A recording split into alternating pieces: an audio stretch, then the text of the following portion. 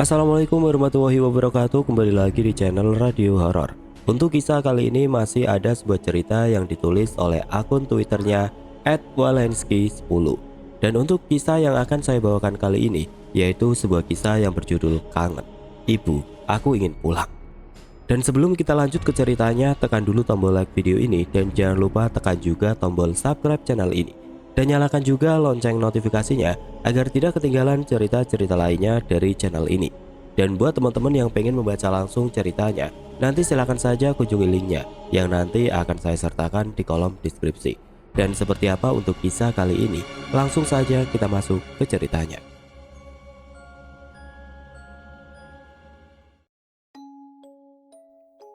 Semarang 2004.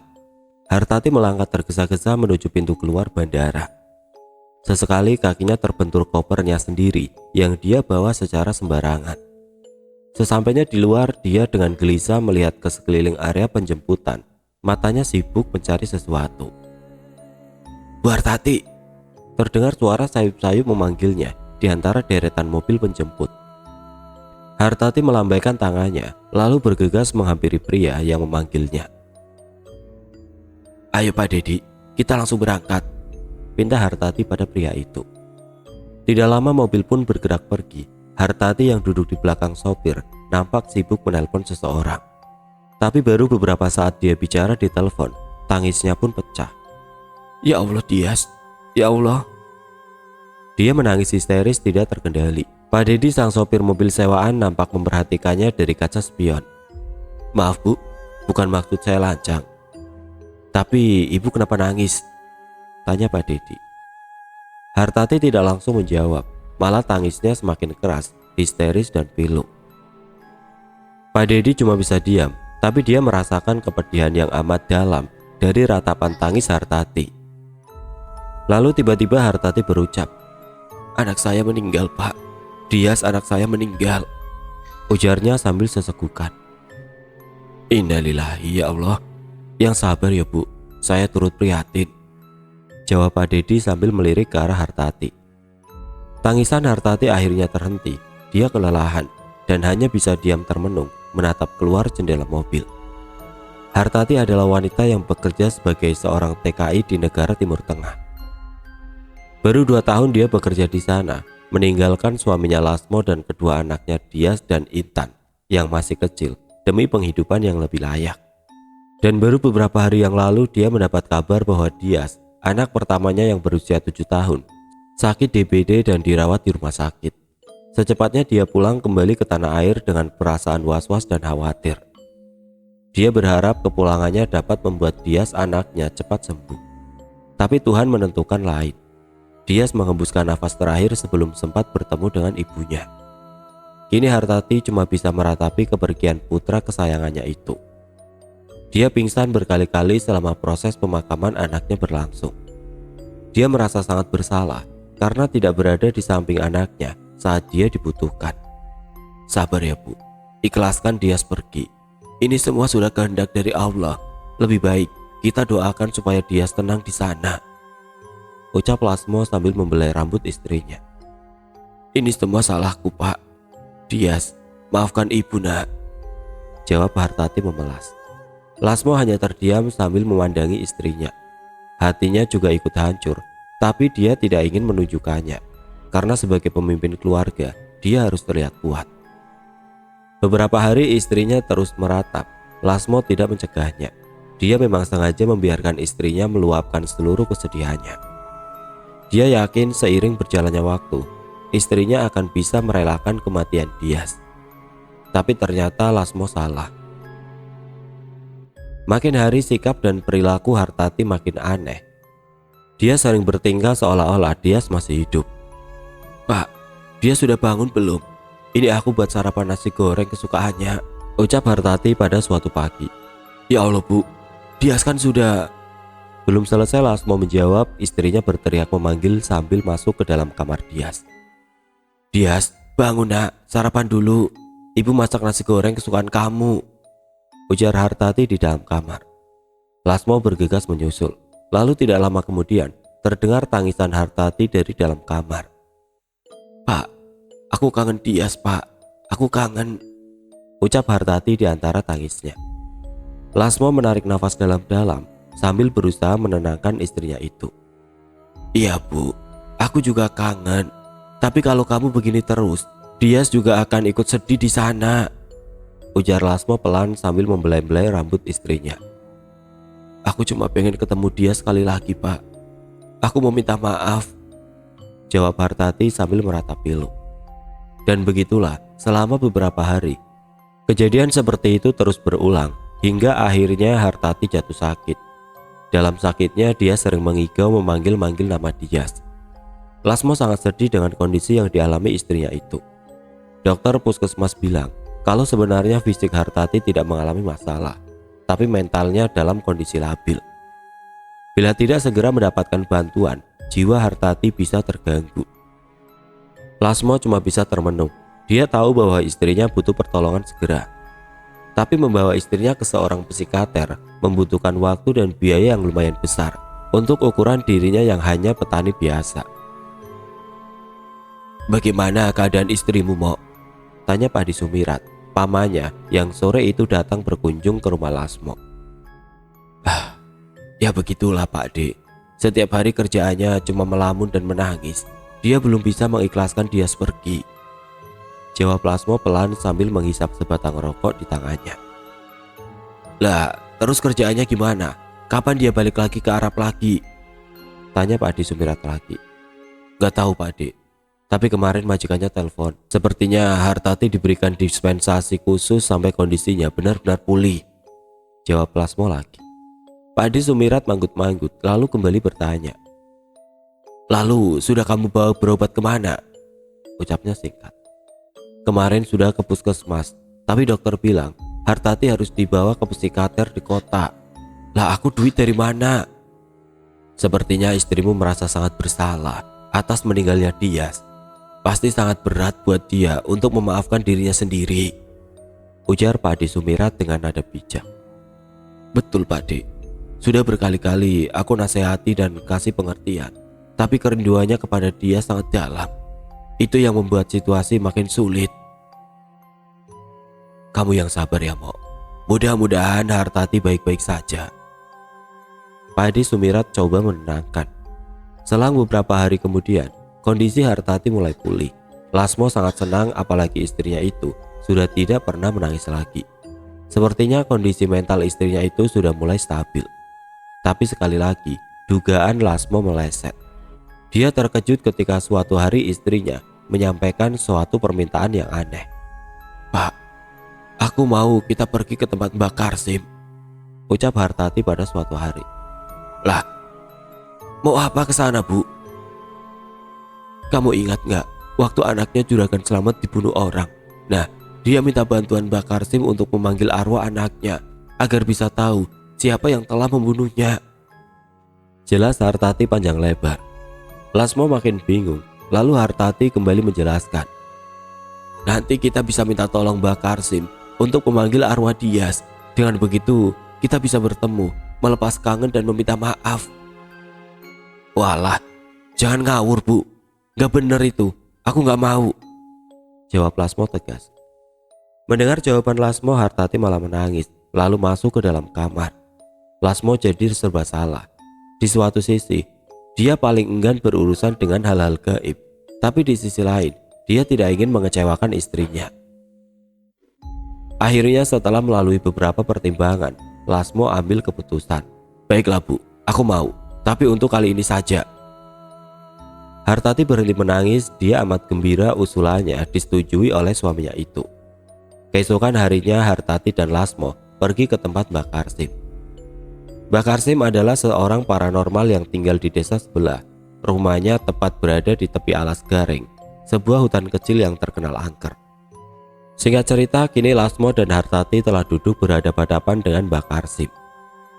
Jadi begitu Mbak, saya minta tolong supaya bisa ketemu Dias, pinta Hartati pada Mbak Karsim. Mbak Karsim manggut-manggut pelan. Ya, aku mengerti. Tapi pemanggilan arwah itu bukan hal sembarangan loh. Ini bukan buat main-main, jawab kakek tua itu. Hartati dan Lasmo saling pandang. Lalu Hartati kembali bicara. Kami paham, Mbah, tapi bagi kami ini sangat penting. Kami cuma mau ketemu sekali saja, sebentar saja, Mbah. Lama Mbak Karsim diam tidak menjawab. Dia seperti sedang menimbang-nimbang, tapi akhirnya dia berucap. Baiklah, aku bantu kalian, tapi ada beberapa syarat yang harus kalian sediakan dan penuhi, ucapnya pelan. Hartati gembira mendengar ucapan Mbak Karsim, lalu menjabat tangan kakek itu sambil mengucap, matur nuwun, Mbah, terima kasih. Nanti pasti kami siapkan semua syarat-syaratnya, jawab Hartati dengan nada senang. Dan akhirnya beberapa hari kemudian, tepat tengah malam, Hartati dan Lasmo kembali ke rumah Mbak Karsim dengan membawa beberapa benda sebagai syarat ritual. Mereka lalu diajak Mbak Karsim ke alas garing yang berada persis di belakang rumah kakek tua itu. Menurut penuturan Mbak Karsim, alas garing merupakan salah satu pintu gerbang menuju alam gaib. Kini mereka telah duduk beralaskan tikar pandan di hadapan dua buah pohon randu besar yang berdiri sejajar bagaikan sebuah pintu gerbang. Mbak Karsim duduk bersila di hadapan sesaji, bakaran dupa dan kemenyan, serta beberapa barang kesayangan milik Dias semasa anak itu hidup. Di belakangnya nampak Lasmo dan Hartati duduk bersila dengan khidmat sambil terus memperhatikan semua yang dilakukan oleh Mbak Karsim. Sebelum mulai, kakek itu memberitahukan beberapa hal kepada Lasmo dan Hartati. Nanti kalau dia sudah muncul, jangan sekali-kali kalian bersentuhan dengannya, ucap Karsim. Memangnya kenapa, Mbah? Mbak Karsim kemudian menjelaskan lagi. Kalian dan Dias kini sudah berbeda alam. Jiwanya bukan bagian dari dunia ini lagi. Tubuh kalian akan sakit bila bersentuhan dengannya. Lasmo dan Hartati cuma bisa manggut-manggut mendengar penjelasan dari Mbak Karsim barusan. Lalu ritual pemanggilan arwah pun dimulai. Mbak Karsim menambahkan taburan kemenyan ke atas tungku. Baunya yang menyengat langsung tercium menusuk hidung. Kemudian dia pun mulai memanggil. Aku memanggil jiwanya Dias. Anak Lasmo dan Hartati, perlihatkan wujudmu. Datanglah kemari. Mbak Karsim terus memanggil berulang-ulang kali sambil terus menaburkan kemenyan pada tungkunya. Lasmo dan Hartati terus menyimak tanpa berani mengeluarkan suara. Lalu beberapa saat kemudian, angin dingin berhembus dari arah pohon randu menerpa ketiga orang itu. Suasana terasa lain, makin mencekam. Lalu tiba-tiba, bola kesayangan Dias yang sengaja dibawa bergerak dengan sendirinya. Lasmo dan Hartati kaget tidak percaya dengan apa yang dilihatnya. Kemudian bola itu perlahan menggelinding, lalu berhenti di bawah salah satu pohon randu yang berjajar.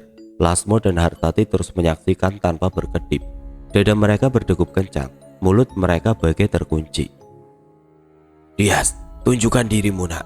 Bapak dan ibumu ingin bertemu denganmu, ucap Mbak Karsim lalu meniupkan asap dupa ke arah pohon randu. Kemudian muncul sesuatu yang membuat bulu kuduk merinding. Di sana, di balik kepulan asap dupa, nampak sesosok bayangan anak kecil, samar-samar sedang berjongkok memegang bola. Dias, panggil Hartati kepada sosok bayangan anak kecil itu. Dirinya ingin maju menghampiri, tapi langsung dicegah oleh Lasmo sambil menggelengkan kepala tanda melarang. Lama bayangan itu tidak bergerak, tapi kemudian perlahan berdiri, lalu maju selangkah menembus pekatnya asap dupa. Ibu, ibu, bayangan itu memanggil-manggil pelan. Muncul sosok Dias dengan wajah yang pucat, bertelanjang kaki, memakai baju yang terakhir kali dipakainya saat ia meninggal. Dias, ya Allah, ini ibu, nak. Hartati berteriak memanggil sambil menyorongkan kedua tangannya, seakan-akan ingin memeluk anaknya itu. Ibu, aku takut, Bu. Di sini gelap. Aku mau pulang, Bu, jawab Dias dengan nada memelas. Hartati menangis tidak tertahankan. Suaminya Lasmo nampak ragu-ragu, lalu mulai bicara. Dias, ini bapak, nak. Maafkan bapak dan ibu yang tidak bisa menjagamu dengan baik. Sekarang, kamu yang tenang ya di alam sana, ucap Lasmo. Bapak, ibu, Dias takut. Dias mau pulang, ucap Dias lagi. Kemudian tiba-tiba angin kencang menerpa, membuyarkan kabut asap dupa. Bersamaan dengan itu, sosok Dias pun tiba-tiba ikut menghilang. Dias! Hartati menjerit histeris melihat bayangan anaknya ikut hilang tersapu angin. Lalu dia berlari menuju ke tempat di mana tadi Dias berdiri. Dia berputar-putar kebingungan, mencari-cari di antara kedua pohon randu yang berdiri angker. Tapi tidak ditemukan sosok bayangan anaknya yang telah hilang entah kemana. Akhirnya dia lemas duduk bersimpuh, menangis sambil menutupi wajah dengan kedua tangannya. Sudahlah Bu, keinginan kita untuk ketemu dia sudah tercapai. Sekarang aku harap kamu bisa tenang dan ikhlaskan anak kita pergi, ucap Lasmo lalu membantu istrinya berdiri. Iya Pak, tapi aku masih kangen, jawab Hartati. Iya aku ngerti, aku juga kangen, tapi ini sudah takdirnya. Sekarang ayo kita pulang, ucap Lasmo lagi. Hartati, Mbak harap itu tadi sudah cukup untuk mengobati rasa kangen pada anakmu. Sekarang semua sudah selesai, lebih baik kita semua pulang, ucap Mbak Karsid. Dan memang setelah malam itu, kondisi Hartati semakin membaik.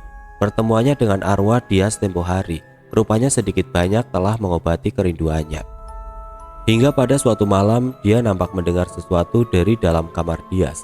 Suara seperti sesuatu membentur-bentur dinding kamar. Duk, duk, duk. Sayup-sayup terdengar di telinganya yang sedang mencuci piring di dapur. Dia lalu datang mendekat.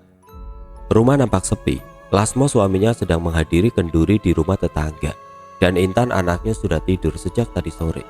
Makin dekat suara itu makin jelas terdengar dari dalam kamar Dias. Ini tikusnya pasti besar, suaranya lumayan keras.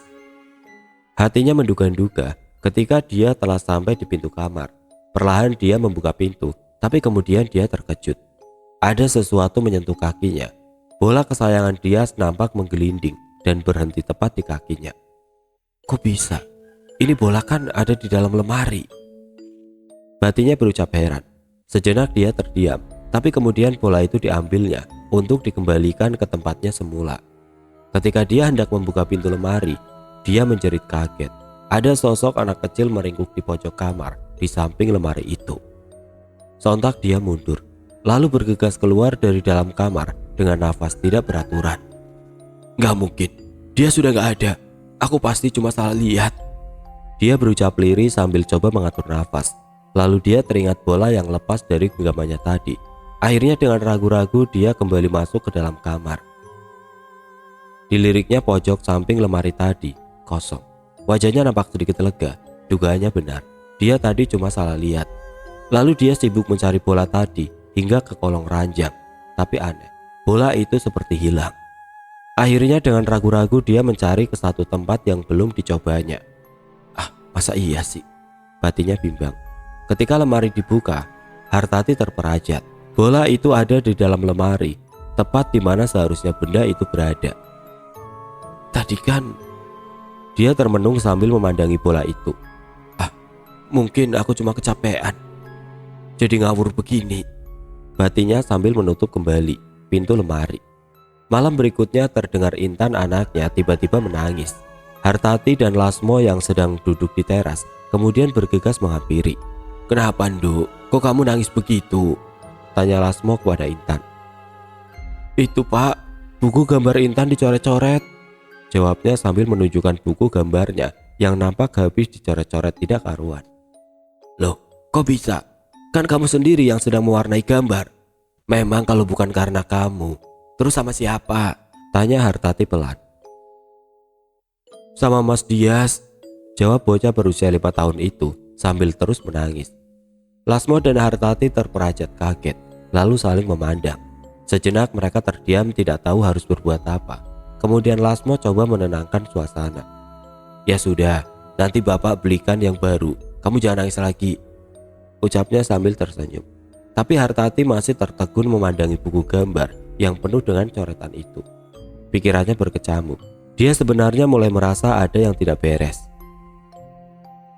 Ingin sekali ia menceritakan kejadian tentang bola di kamar kemarin malam, tapi dia takut malah memperkeruh suasana. Tapi itu semua tidak hanya berhenti sampai di situ. Keesokan paginya, Hartati sedang memasak. Mendengar seseorang masuk ke dalam kamar mandi. Dia yang berdiri membelakangi, mengira kalau itu adalah Lasmo suaminya. Lalu kemudian terdengar suara seperti orang sedang mandi sambil bersenandung kecil. Hartati kaget. Suara dan lagu senandung itu persis seperti yang biasa dinyanyikan Dias saat dia sedang mandi. Astagfirullah. Hartati berhenti sejenak, lalu dia fokus menyimak suara itu. Perasaannya campur aduk, di hatinya timbul rasa takut. Tapi di sisi lain dia merasa senandung itu seperti mengobati kerinduannya. Akhirnya dia mendekat ke pintu kamar mandi. Perlahan-lahan coba didorongnya pintu itu. Ternyata tidak terkunci. Ketika pintu itu terbuka lebar, suara guyuran air sontak terhenti, menyisakan gayung yang masih nampak terombang-ambing di atas air yang beriak keras. Hartati terdiam. Dia bingung dengan apa yang baru saja dia lihat, dan dia sangat yakin dengan apa yang didengarnya tadi. Tapi dia tidak mampu mencari penjelasan atas semua kejadian ini. Akhirnya dia lebih memilih diam. Pada malam harinya saat dia sedang tertidur, sayup-sayup didengarnya suara memanggil-manggil. "Ibu, aku mau pulang, Bu." Hartati terbangun mendengar suara yang sangat dikenalnya itu. Di sampingnya, suaminya masih pulas tertidur. Anaknya Intan juga terlihat masih terlelap, namun suara itu kembali terdengar. "Ibu, aku mau pulang, Bu." Perlahan Hartati bangun meninggalkan anak dan suaminya di tempat tidur. Dia berjalan menuju sumber suara yang ternyata asalnya dari luar rumah. Sesaat dia ragu, lalu perlahan-lahan membuka pintu. Kemudian dia tertegun melihat apa yang ada di luar sana. Dias berdiri di halaman rumah di tengah gelapnya malam. Wajahnya pucat, bertelanjang kaki, menatap ke arahnya dengan pandangan kosong. "Dias!" panggil Hartati dengan lirih, lalu perlahan melangkah keluar. Tapi tiba-tiba sosok Dias berbalik badan dan melangkah pergi. Hartati terkejut, lalu berusaha mengejar sambil terus memanggil-manggil nama Dias. Tapi baru beberapa langkah saja, tiba-tiba pundaknya ditepuk dari belakang. "Bu, kamu ngapain di sini?" Lasmo suaminya yang tiba-tiba sudah ada di belakangnya. Hartati terkejut, sedikit gugup. Dia ingin menceritakan apa yang barusan dilihatnya, tapi dia takut suaminya tidak percaya. "Itu, Pak, tadi aku dengar ada suara binatang mau ganggu ayam-ayam kita," jawab Hartati sekenanya, berharap suaminya tidak curiga. "Oh, ya sudah, nanti biar aku yang periksa. Sudah, kamu masuk saja, di luar dingin," balas suaminya. Hartati beranjak masuk sambil melongok ke arah sosok Dias menghilang tadi. Tapi tidak ada apa-apa di sana. Selain gelapnya malam yang semakin pekat, di beberapa hari berikutnya sempat tidak ada lagi kejadian-kejadian aneh yang menimpa diri Hartati dan keluarganya. Dia sedikit tenang, tapi juga rindu dengan semua kejadian itu, yang malah mampu membangkitkan sejumlah kenangan. Diam-diam dia sangat yakin kalau semua peristiwa itu adalah sebuah tanda dari kehadiran sosok Dias anaknya. Hingga pada suatu hari menjelang maghrib, Intan anaknya yang sedang main sepeda di depan rumah tiba-tiba menghilang. Hartati yang sejak tadi sibuk di dalam rumah nampak terkejut dan panik mengetahui Intan sudah tidak ada lagi di tempatnya. Akhirnya dia dan Lasmo suaminya bergegas mencari ke sekitar rumah dengan perasaan panik. Tapi mereka tetap tidak bisa menemukan anak itu. Lalu di dalam situasi kebingungan, tiba-tiba dari kejauhan datang seorang tetangganya menggendong Intan. "Ya Allah, Mas Jarot, ketemu sama Intan di mana?" tanya Hartati menyambut kedatangan keduanya. "Ini, tadi saya sedang cari rumput di alas garing. Lalu saya lihat Intan sedang main-main dekat pohon randu besar. Langsung saya ajak pulang," jawab Mas Jarot. Lasmo dan Hartati kaget mendengar penjelasan Mas Jarot barusan. Sangat tidak masuk akal. Intan hilang baru beberapa saat saja, sedangkan jarak antara rumah mereka dengan alas garing cukup jauh. "Intan, kok kamu bisa sampai sana, Nak?" tanya Hartati menyelidik. Intan menjawab dengan jawaban yang membuat semua orang terdiam. "Diajak sama Mas Dias." Hartati memandang ke arah suaminya, lalu berucap lirih. "Pak, Dias, Pak," ucapnya pelan. "Us, jangan ngaco kamu," balas Lasmo sedikit sewot. "Ya sudah Mas Jarot, terima kasih ya," ucap Lasmo sengaja mengalihkan pembicaraan, lalu bergegas mengajak Intan masuk ke dalam rumah. Hartati mengikuti dari belakang, tapi dalam hatinya yakin sosok Dias telah hadir kembali dalam kehidupan mereka. Hari berikutnya nampak Lasmo sedang duduk berbincang dengan Pak D Sumirat di teras rumah. "Bagaimana keadaan istrimu sekarang, Mo?" tanyanya sambil menghirup kopi dari gelasnya. "Alhamdulillah Pak D, sekarang sudah normal," jawab Lasmo. "Syukurlah, mudah-mudahan dan seterusnya dia akan baik-baik saja dan bisa segera kembali berangkat kerja," sambung Pak D Sumirat. Tapi wajah Lasmo tampak murung. seperti ada sesuatu yang mengganggu pikirannya. Dan semua itu tidak luput dari perhatian Pak D Sumirat yang duduk tepat di hadapannya. "Kamu kenapa, Mo? Kok sepertinya ada yang sedang kamu pikirkan?" tanya sang Pak D. Lasmo menarik nafas dalam-dalam, kemudian mulai bicara. "Akhir-akhir ini kami sering mengalami kejadian-kejadian aneh, Pak D, dan itu sangat mengganggu pikiranku," jawab Lasmo memelas. "Maksudmu aneh bagaimana?"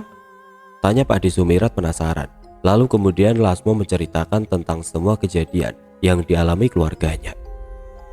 Tentang buku Intan yang dicoret-coret, tentang Intan yang hilang dan ditemukan di alas garing, juga tentang istrinya yang malam-malam keluar karena merasa ada yang memanggil.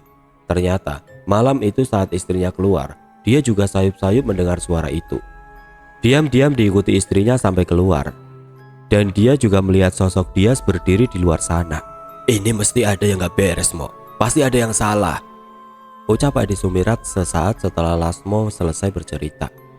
"Nah itu dia, Pak D. Aku sampai punya pikiran jangan-jangan itu benar Dias yang kembali ke rumah ini. Aku jadi bingung," balas Lasmo dengan nada lesu. "Ya gak mungkin, Tomo. Mana ada orang yang sudah meninggal bisa hidup lagi.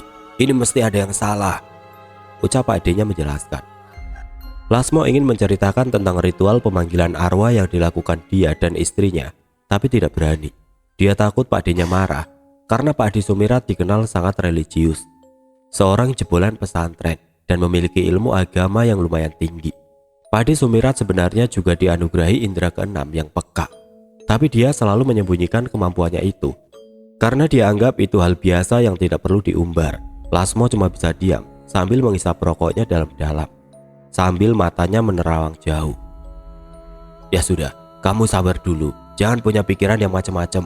Kalau begitu, aku pamit dulu ya. Salam buat istrimu," sang Pak D coba menenangkan, lalu kemudian pamit pulang. Tapi tengah malam saat Lasmo terbangun, dia tidak menemukan istrinya ada di sampingnya. Nampak hanya ada Intan yang sedang tertidur pulas.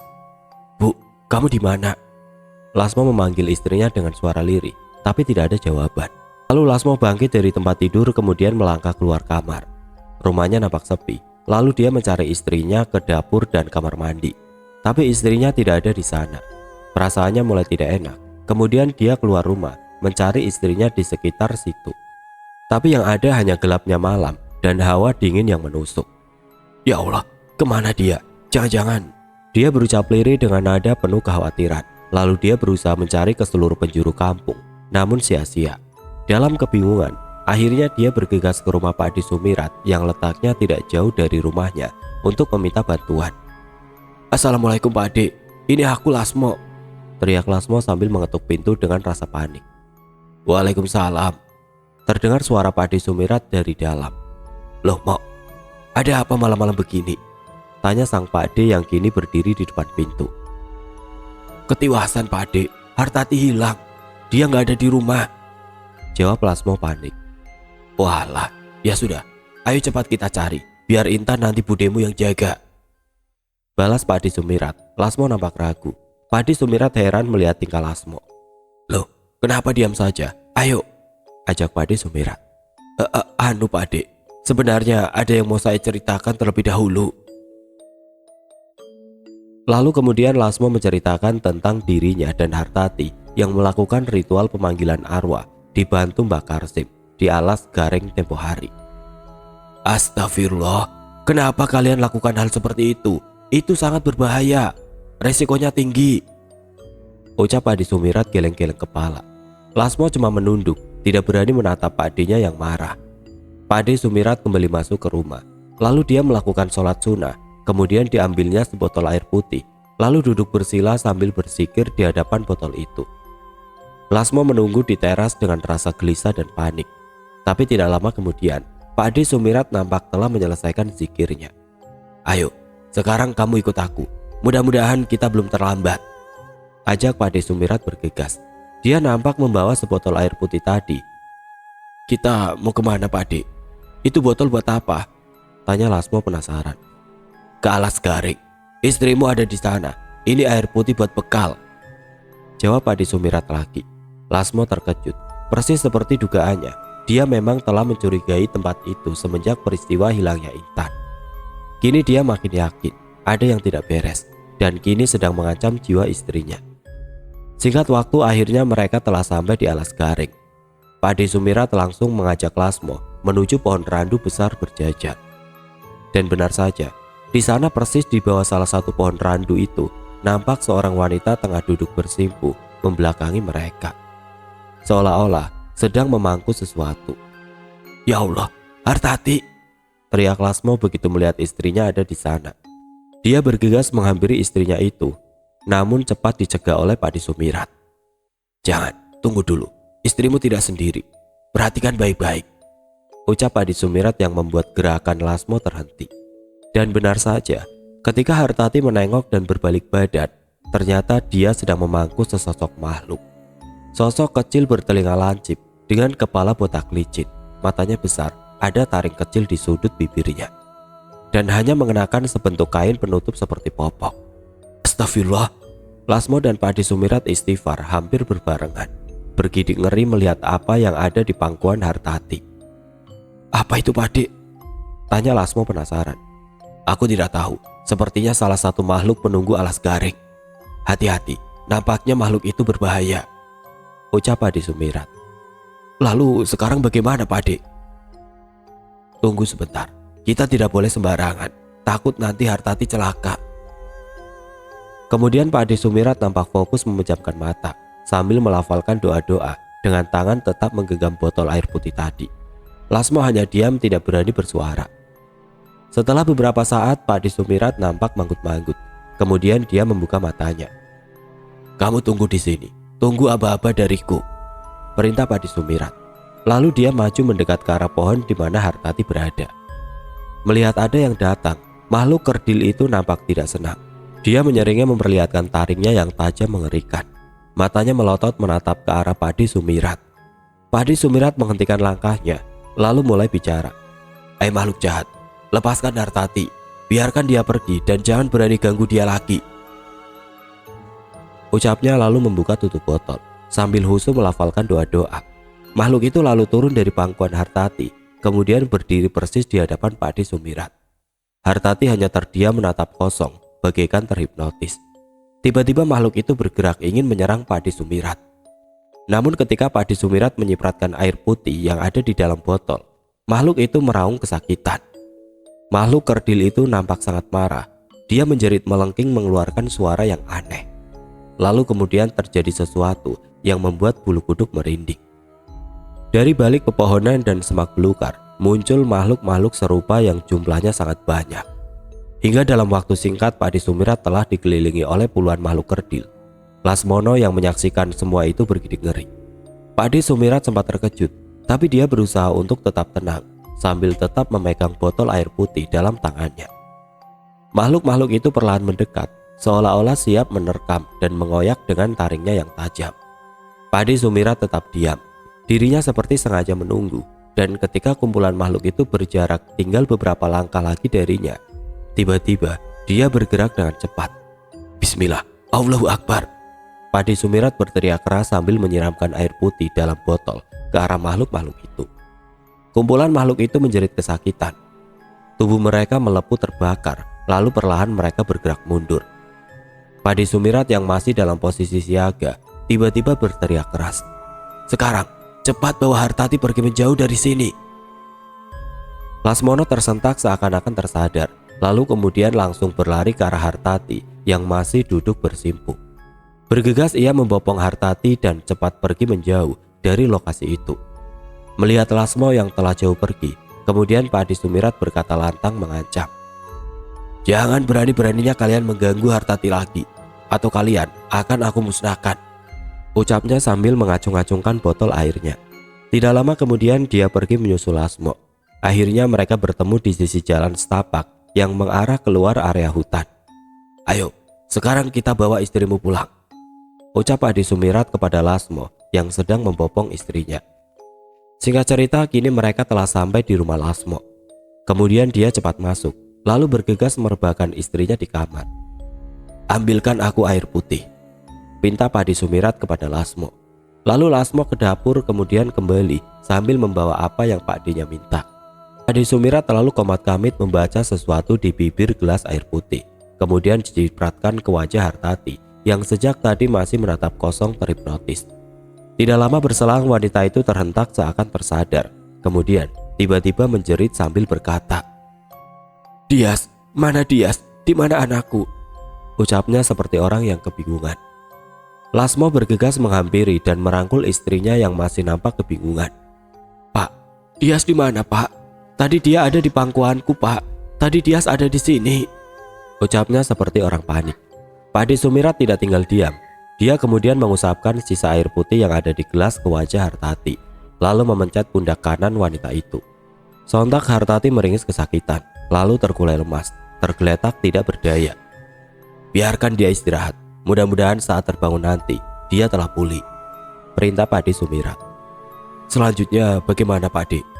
Apa Hartati sudah aman?" tanya Lasmo penasaran. "Untuk malam ini dia aman. Nanti akan aku pagari rumah kalian agar tidak ada lagi yang bisa mengganggu." "Itu tadi makhluk apa, Pak D?" Pak D Sumirat tidak langsung menjawab. Dia seperti sedang fokus merasakan sesuatu.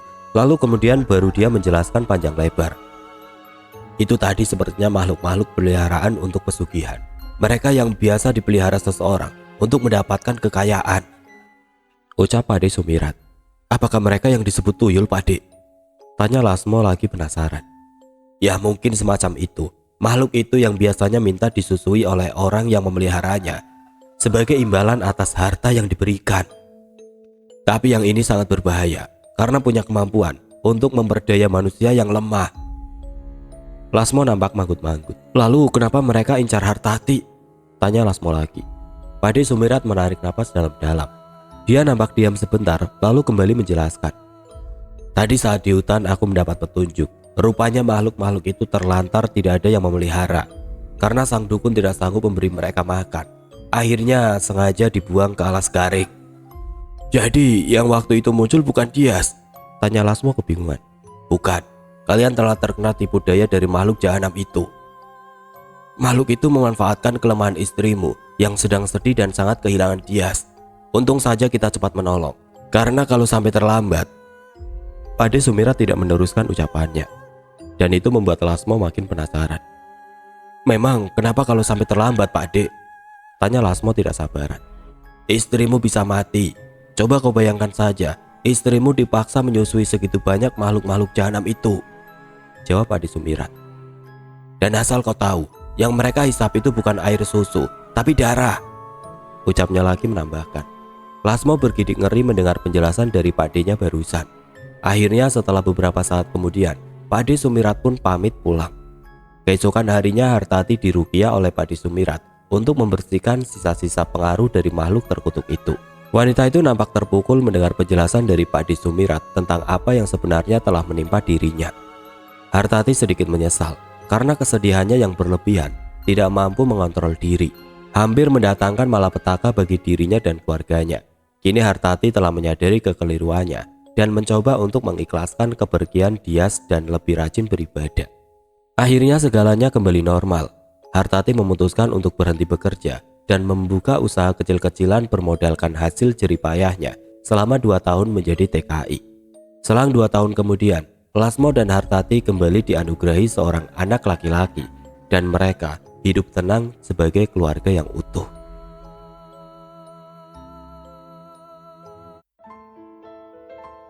Oke teman-teman, sekian untuk kisah kali ini. Semoga apa yang sudah saya sampaikan dalam kisah ini dapat dijadikan pembelajaran untuk kita semua. Dan buat teman-teman yang baru bergabung, jangan lupa untuk like, komen, share, serta subscribe channel ini. Dan nantikan kisah-kisah horor berikutnya tetap di channel Radio Horor. Wassalamualaikum warahmatullahi wabarakatuh.